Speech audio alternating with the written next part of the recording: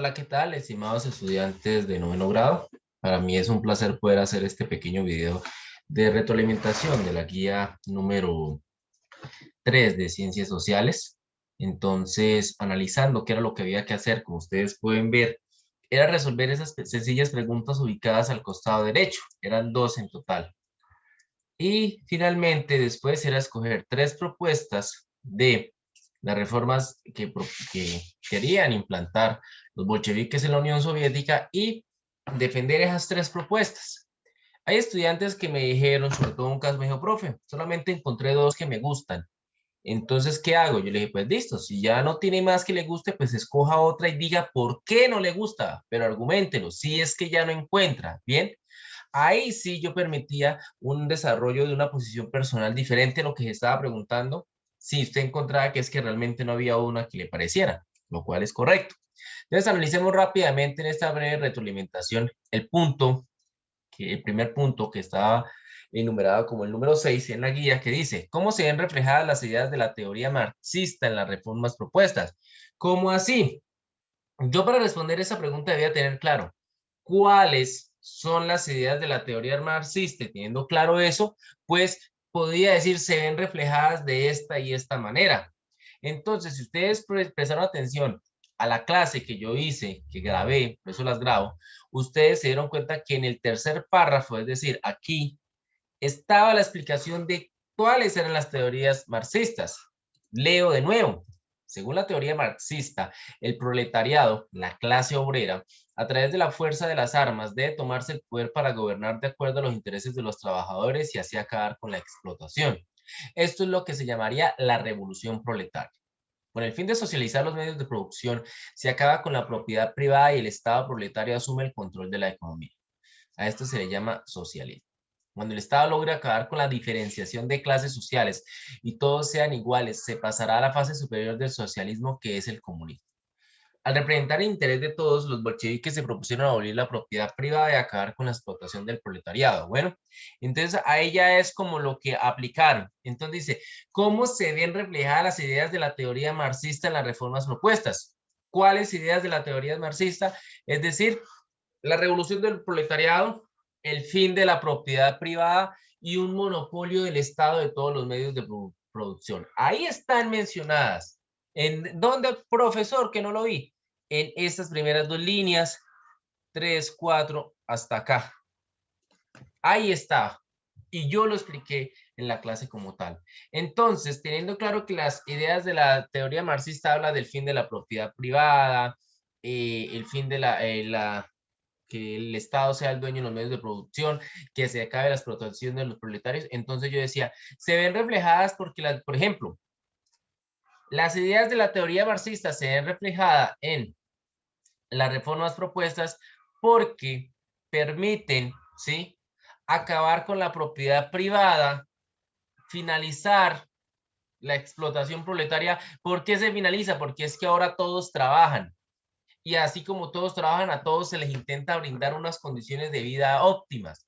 Y a su vez, que el Estado sea el dueño. ¿Cómo se ve eso en las reformas? Por ejemplo, centralizar los medios de transporte en manos del Estado, dar fábricas, mejorar las tierras, obligar a trabajar todos. Entonces uno dice, las teorías, las ideas de la teoría marxista se ven reflejadas en las reformas propuestas porque las reformas abordan el fin de la propiedad privada, ¿sí?, el fin de la explotación del proletariado y que el Estado sea el dueño de los medios de producción. ¿De qué manera? Ah, bueno, ustedes entraban a comentar. Ejemplo, ¿sí? Se busca que el Estado se centralice en los medios de producción, se busca confiscar la propiedad, se busca, es decir, ustedes respondiendo que todas las reformas respondían a la búsqueda del fin de la propiedad privada, al fin de la explotación del proletariado y a la consolidación del Estado como único dueño de los medios de producción y fin de las clases sociales,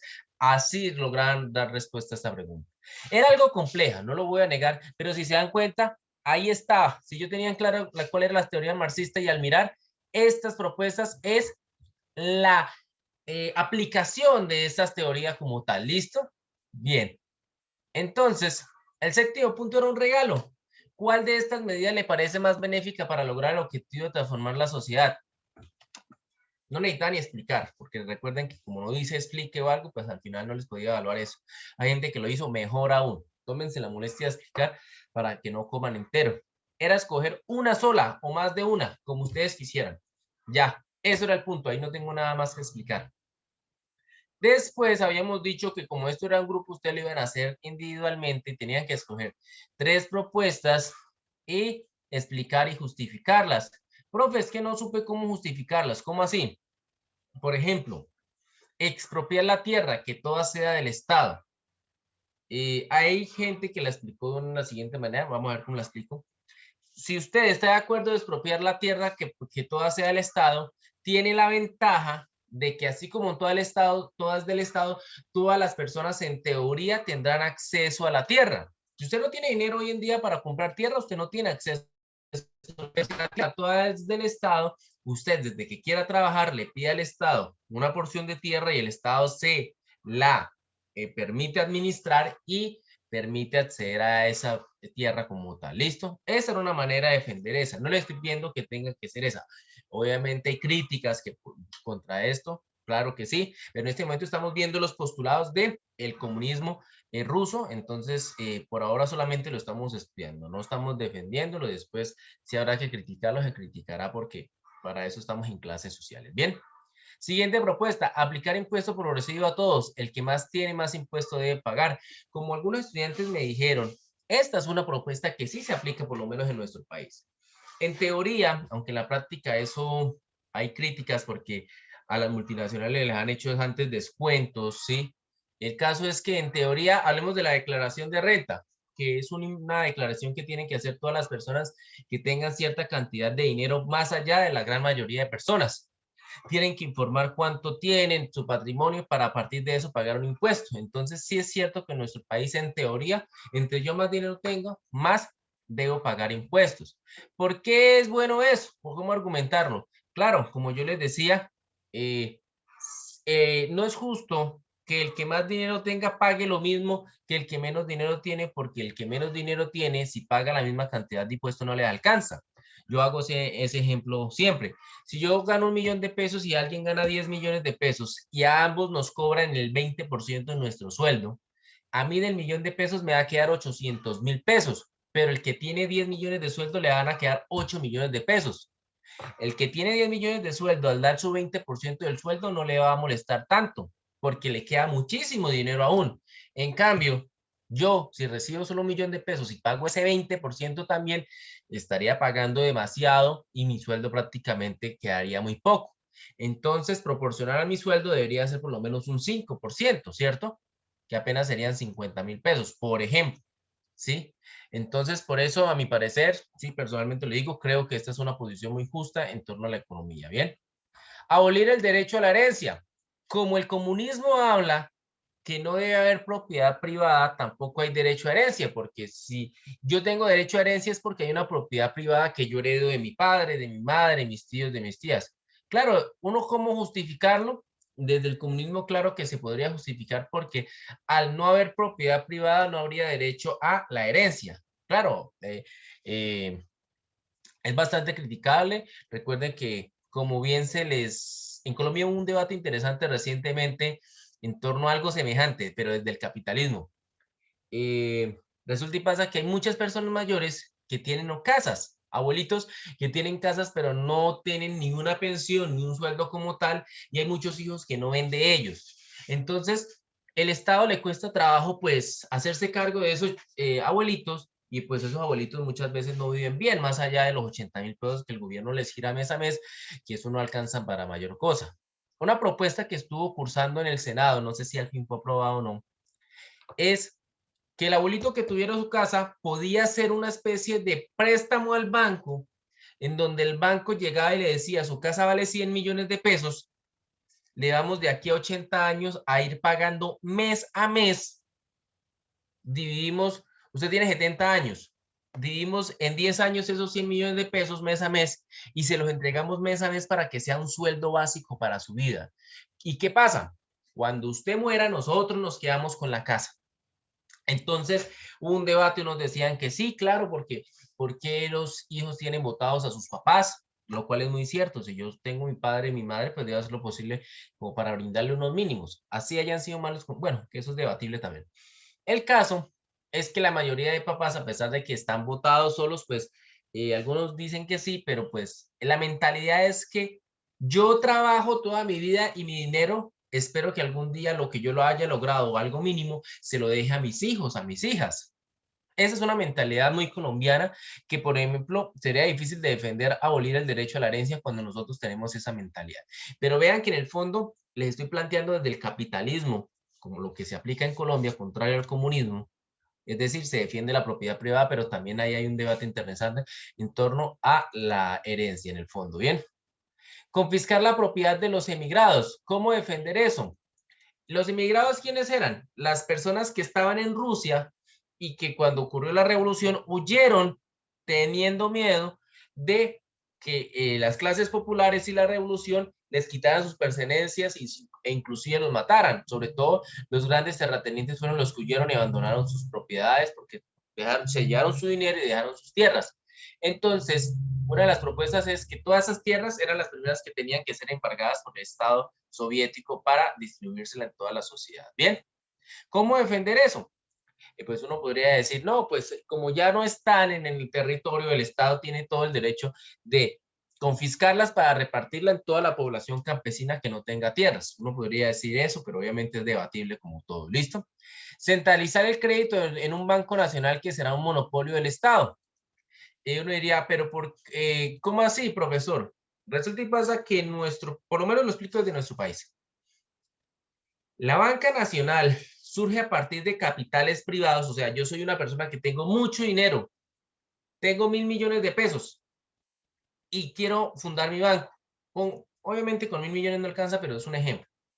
Quiero fundar mi banco. Entonces, puedo prestar hasta 10 veces más el valor capital que yo tengo de dinero. Es decir, 1.000 millones de pesos por 10 sería 10.000 millones de pesos, ¿cierto? Puedo prestar hasta 10.000 millones de pesos porque logro pasar ante la superintendencia, pido al gobierno permiso y creo mi banco, y ustedes comienzan a generar mi dinero cuando yo les presto la plata. Yo obviamente hago todo lo posible para que el préstamo sea seguro, pero es una inversión privada, ¿sí? Resulta y pasa que como es una inversión privada, los privados ponen unas condiciones y no todo el mundo tiene acceso a esos créditos, ¿sí? Usted vaya a un banco y si no tiene un sueldo, si no tiene una finca raíz o algo, va a ser difícil que le presten, ¿sí? En cambio, esto buscaba que se dejara de lado el actuar de los bancos, porque en últimas, como la propiedad privada ya no existía en la Unión Soviética, obviamente tampoco iba a existir la banca privada, porque eso responde a intereses de personas particulares y no a interés del Estado. Entonces el gobierno toma todo el poder económico, maneja el dinero y la producción de dinero, y todos esos programas de préstamos y todo lo demás comienza a manejarlo. ¿Con qué fin? Con el fin de prestarle a todo el mundo para hacer producir el país sin ponerle tantas trabas a soltar dinero, que por ejemplo sí lo hace la banca privada. Pues obviamente la banca privada tiene sus razones. Oiga, ¿cómo quieren que yo no suelte dinero si yo estoy poniendo mi dinero en juego cuando le presto a usted? ¿Sí? Y yo espero que a punta de intereses en 10 años me pague, pero que me pague. Y esa proyección de dinero es mi ganancia, pero a futuro, actualmente nada. Entonces también hay un debate económico interesante. Finalmente, ¿cómo justificar esta propuesta? Es difícil, pero uno podría justificándola diciendo que haciendo eso, centralizando el crédito en un banco nacional público, toda la sociedad tendría un acceso a préstamos cómodos y fáciles de adquirir sin mayor intermediarios como se ocurre en un banco privado. Repito, hoy en día sacar un préstamo no es fácil y más alguien cuando no tenga ninguna propiedad, ningún sueldo, nada. ¿Listo? Siguiente, centralizar los medios de transporte en manos del Estado. Hoy en día son en su gran mayoría privados, por ejemplo, aquí en Colombia. ¿Cómo defender esa propuesta? Hay gente que la defendió diciendo, claro, haciendo eso, el Estado o el transporte ya no sería una finalidad netamente económica, sino el transporte sería un servicio que buscaría satisfacer las necesidades de la sociedad porque ya no estaría encaminado a ganar dinero. Es decir, ya el transporte no buscaría ganar plata, sino prestar el servicio a la sociedad. Entonces el Estado tendría que hacerse cargo de hacer lo posible para conectar todo el territorio. Hoy en día nuestro territorio está conectado es por transporte privado. Y ellos lo que hacen es conectarlo, pero también si genera algún recurso. Si no genera algún recurso, pues obviamente no lo van a poner porque es un gasto. ¿Listo? Dar fábricas al Estado y mejorar las tierras. Recuerden que en el fondo está la finalización de la propiedad privada. Entonces, lo que busca el comunismo es que todo pase a manos del Estado y que el Estado lo que le importe es mejor, es producir para el Estado mismo, para sobrevivir, sin la necesidad necesariamente de generar riqueza más allá de la necesaria. Hoy en día nosotros vivimos y nuestro sistema económico lo que busca es generar dinero, cueste lo que cueste, pase por encima de quien pase, así hayan pobres y que aguanten hambre y así se destruyan bosques, selvas y todo lo demás. Hoy en día vivimos un capitalismo salvaje. Desde esa postura, no es que no haya industrialización, pero es una industrialización en donde manda no solamente el dinero, sino también una función estatal. ¿Cuál? La de que toda la sociedad tenga sus necesidades satisfechas. ¿Listo? Entonces podríamos argumentar eso. Al dar fábricas al Estado y mejorar las tierras, podremos obtener una producción que incluya a la población en general y genere fuentes de empleo tendientes a mejorar la calidad de vida de la sociedad y que generen riqueza para la misma sociedad. Y a su vez, esa mejora de tierras permitirá lo que llamaríamos una seguridad alimentaria. ¿Por qué? Porque al mejorar las tierras se obtienen recursos alimenticios, alimentos para subsanar la necesidad de alimentos de un territorio, en este caso la Rusia soviética. Bueno, obligar a todos a trabajar. ¿Cómo así? Que así usted sea rico, usted tiene que también trabajar, porque el comunismo plantea que todos en teoría deben trabajar por igual. ¿En qué? En lo que demande el Estado. Pero tienen que trabajar. No puede ser que porque yo soy rico, porque soy hijo del noble, porque es que me da pereza trabajar, o sea, o porque soy rico y no quiero trabajar, o porque soy pobre y no quiero hacer nada, no trabajo, no. Todos deben trabajar por igual, porque si todos trabajan, todos generan riqueza que el Estado administra y distribuye a todos para que todos tengan comodidades. ¿Listo? Esa es la teoría. Entonces uno podría decir, esto es bueno porque al obligar a todos a trabajar, el Estado genera mayor riqueza que pueda administrar para mejorar la calidad de vida de la sociedad. Por ejemplo, se podría argumentar eso. Combinar la agricultura con la industria, articulando ambas estructuras. Muchos también tomaron esta como ejemplo, que ya sea desde el comunismo o desde el capitalismo es fundamental.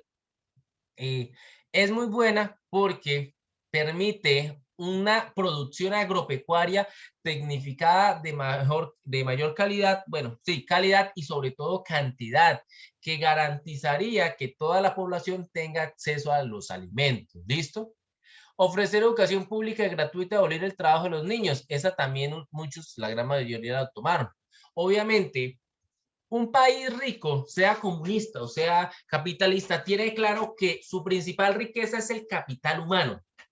Y el capital humano consiste en preparar a su población. Yo no puedo que como sociedad creer que voy a mejorar mi sociedad, mi nivel de vida, si tengo una mano de incultos, de ignorantes que no conocen, ¿sí? Que no están calificados y cualificados laboralmente para todo lo que se necesite.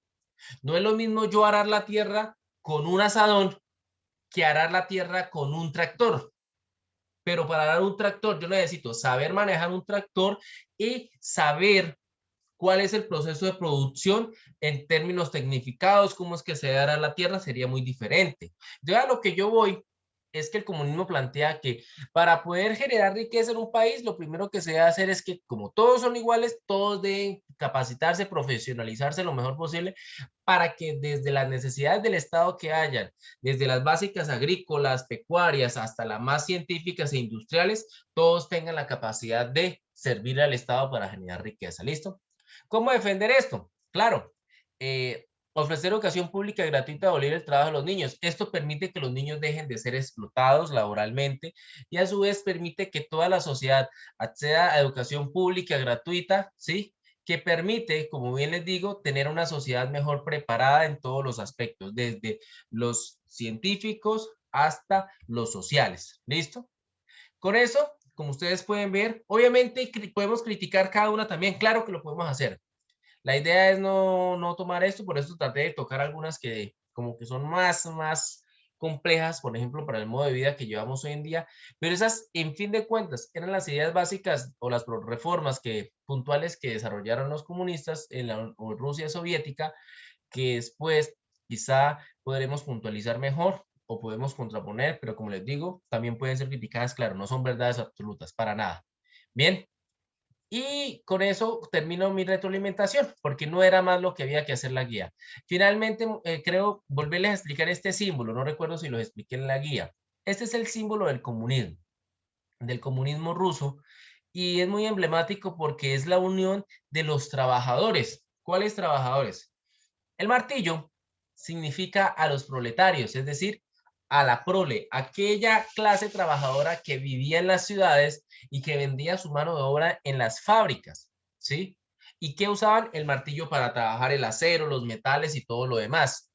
Y la hoz ya es el símbolo de otra clase trabajadora que venía desde la Edad Media, pero ya era una clase trabajadora, obviamente, explotada, y en la Rusia el momento no era su excepción, pero es fundamental para nuestro día a día porque nos da garantía alimentaria, los campesinos. Esa hoz en la Rusia y en Europa, donde más se cultiva trigo, aquí también se cultiva trigo, pero menos, pero manualmente, con esa hoz se cosechaba, se cortaba el trigo, ¿listo? Es como una especie de machete curvo.